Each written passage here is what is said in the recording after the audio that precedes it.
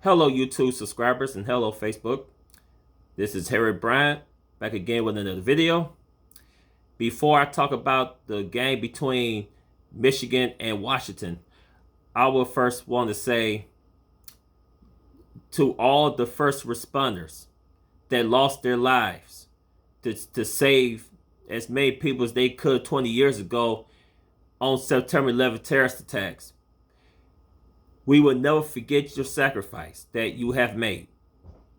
We will never forget you and your heroism. We will never forget what it means to be courageous, to be brave. You ran in harm's way just to save as many lives as you could. We will never forget you. And to all the people that perished on 9/11, when those planes hit the Twin Towers, when the plane hit the Pentagon, and when the plane that was supposed to aim for the White House, some brave people prevented the plane from reaching this target, and it ended up crashing in an empty field in Shakesville, Pennsylvania. You will never be forgotten. You will never, ever be forgotten. And that was a very horrific, tragic day in American history. I will never forget it. The day that America has changed. And indeed, it has changed. So we honor all of the ones that perished on that terrible day. And you will never be forgotten. Now, on to the Michigan part of the video. The Michigan game was on at 8 o'clock under the lights, primetime game. I was at work, couldn't watch all of it, so I had to wait till I come back to. I had to wait till I come back home to be able to watch the game in entirety because I recorded it. So I recorded the game, so I had a chance to watch it from start to finish. Here's my takeaway from the Michigan game against the Washington Huskies. By the way, Ann Arbor was packed. Ann Arbor had a total of, I think, 107,601 people that was inside the big house. And everybody wore the maze. All you saw was the sea of maze. That's all I saw was the sea of maze. And it was awesome to see that. Only if Michigan can do that when Ohio comes to the big house, how we all can dress in yellow and really show that we have home field advantage. But that's a whole new different subject for a whole new different day. Like I said, I watched the game from start to finish. And here's my takeaway from the game. The final score was Michigan 31, Washington 10. The offense, in my opinion, it was relatively boring. And the reason why I said that was because it felt like every play, most of every play that Michigan played on the offense, or every call that Michigan play on the call on the offense, is a running play. And it seemed like that Blake Corum is always running with the ball. So if it's not Blake, it's Hassan Haskins that has to keep running with the ball. So it wasn't more of a passing type of offense tonight. It was more of a ground and pound attack. And it's okay when you do it against some teams. But you can't do that when you play against high-power offensive teams like Wisconsin, like a Ohio, like a Penn State, or even the Michigan State. You cannot play conservative like that and keep the ball on the ground. You cannot do that because you have to put up enough points to ensure that the other team has no chance to come back and win the game. It's okay to run the ball sometimes, but to do it in almost every play of the game, that's over excessive to me. And our running backs is being overutilized. It's being overworked. And if Michigan don't be careful, our running backs is going to be banged up even before the middle of the season. Because it seems like the running backs has to carry the heavy bulk of the load, and that's not fair. I don't know why Michigan decided to stay on the ground with the ball instead of flinging it in the air, give it to one of your wide targets, and let him take care of business. Now, there was a few short passes, I think, to our tight ends or whatever the case. But mostly, it was just the run and the ground and pound attack. That offense can be pretty stale.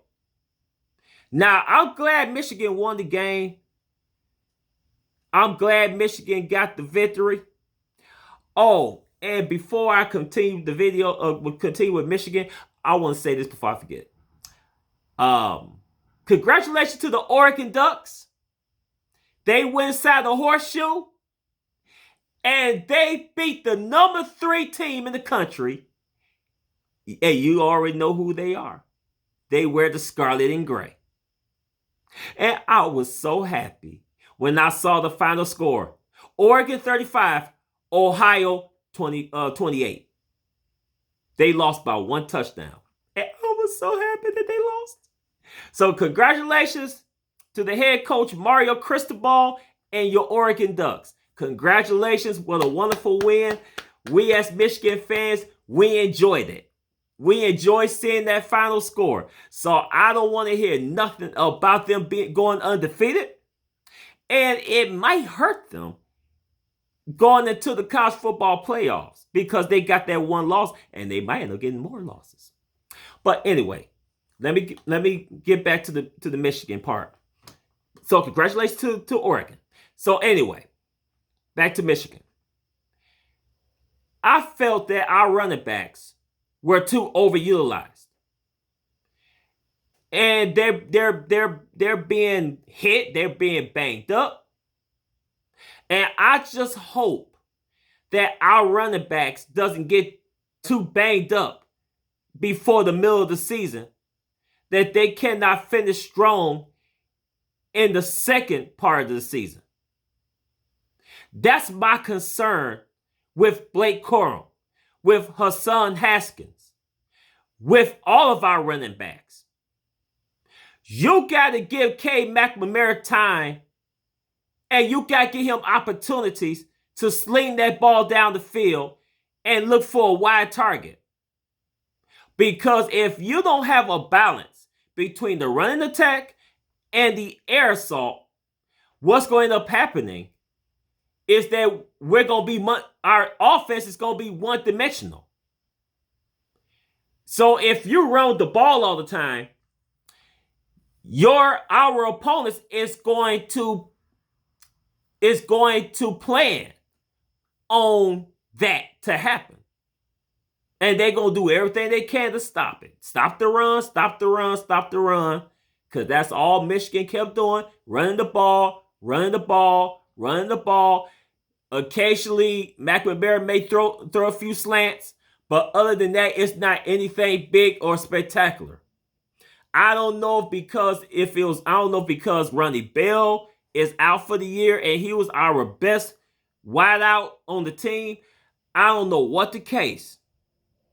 But if we're going to beat the teams on our schedule, Michigan has to have a balanced offense. Running and the air. Michigan got to do both. Michigan got to do both in order for them to even think about going to a Big Ten championship game at the end of the year. Because you cannot just run the ball against every team on the schedule, because that's not going to happen. So I don't know what Michigan going to do next Saturday against Northern Illinois. But I'm thinking that it's going to be more, I believe, more balanced than just the run. Now, Michigan would never get away from the run, because that was Michigan's bread and butter for years. But you have to be able to change with the times. You got to be able to do the run and throw the ball up in the air. You got to be able to do both, especially against these high power, or should I say, high offensive teams. You got to be balanced. You got to be balanced. You got to be balanced.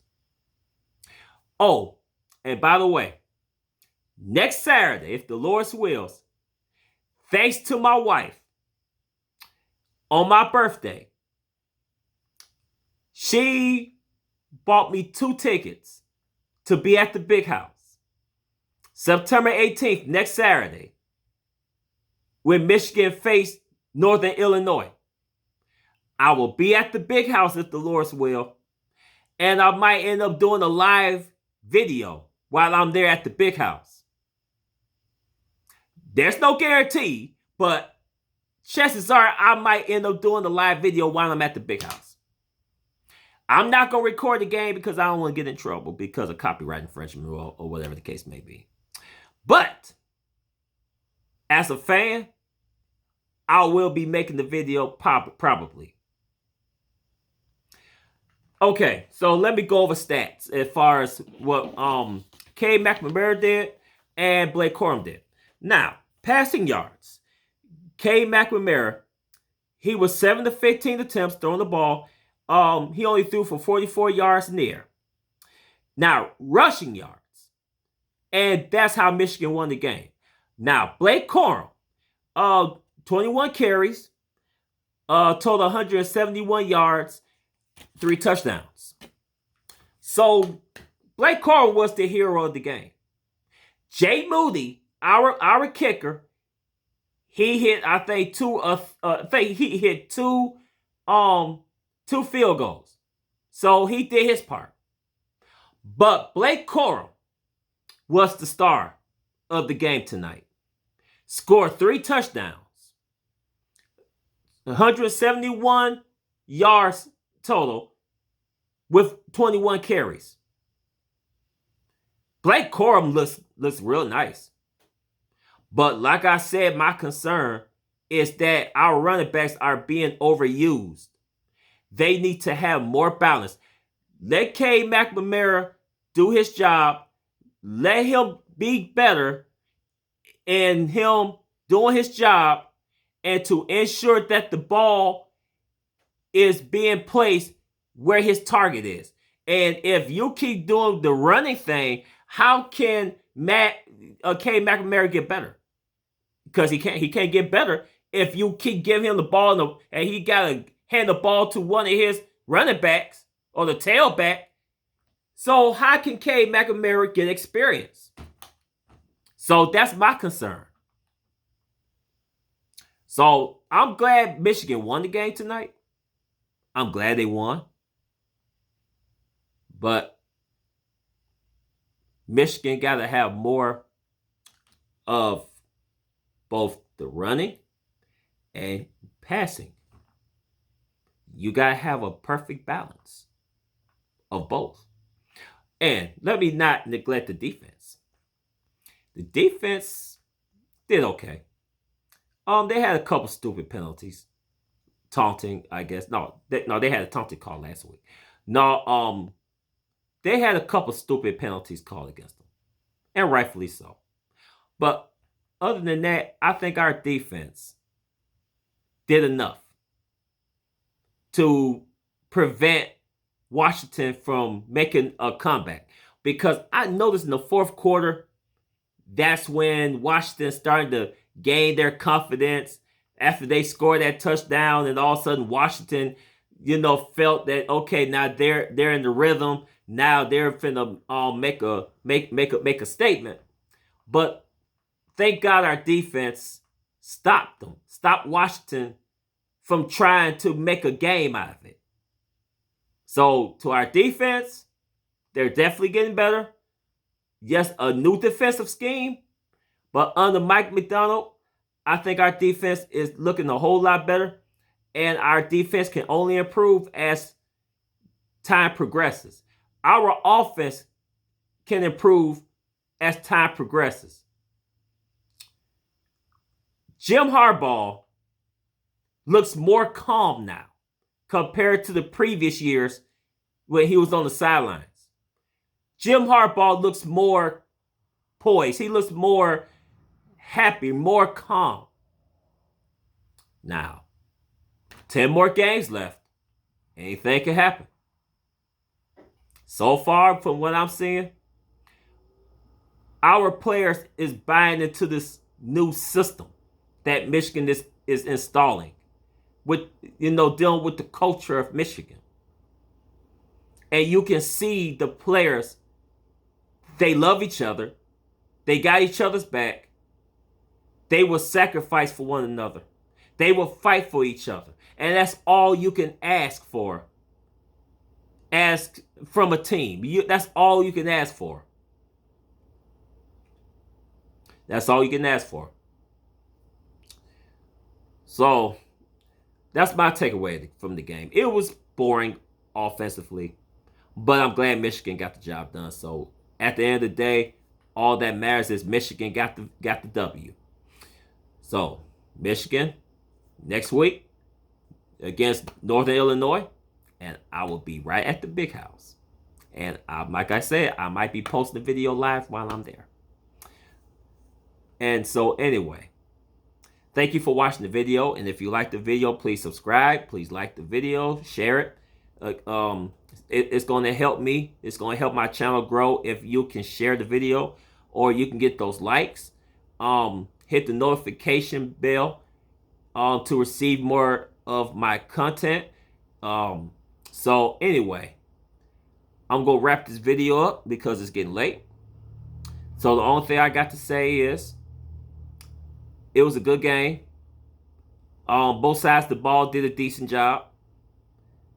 So just pray that Michigan will keep this up, will keep up the energy, and that our fans will keep up the energy. So until then, as always, hail to the victors. This is Harry Bryant signing out. And until next time, have a good night. Deuces.